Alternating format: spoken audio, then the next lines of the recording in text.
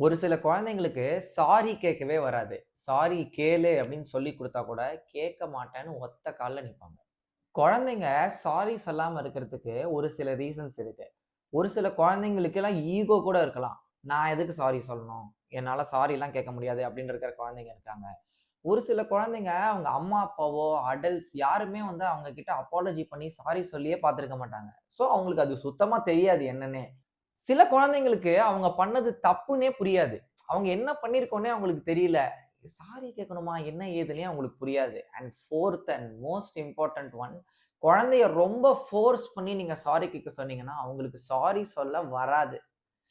குழந்தைங்களுக்கு சாரி சொல்லிக் குடுக்குறது, அதாவது எம்பத்தி அப்படிங்கிறத சொல்லிக் குடுக்குறதுக்கு ஒரு சின்ன சிட்யூவேஷன் சொல்றேன். நம்ம குழந்தை வேற ஏதாவது ஒரு குழந்தைய அடிச்சிருச்சு, இல்ல தள்ளி விட்டுருச்சுன்னு வச்சுக்கோங்களேன்.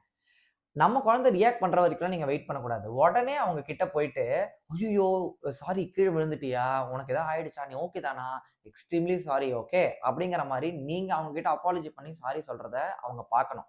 இந்த மாரி over the period of time நீங்க அவங்க கிட்ட, இல்ல மத்தவங்க கிட்ட அப்பாலஜி பண்றத பார்க்க, அவங்க நார்மலா அடாப்ட் ஆயி சாரி சொல்ல ஆரம்பிச்சுருவாங்க. தயவு செஞ்சு குழந்தைங்களுக்கு இதெல்லாம் தெரியாது. என்னடா தெரிய போது? குழந்தை தானே அதுக்கெல்லாம் ஒண்ணும் புரியாதுன்னு நினைக்கவே நினைக்காதீங்க. They are 100% capable to know everything. Already நம்ம பேசினது தான். Children don't do what we say, they do what we two.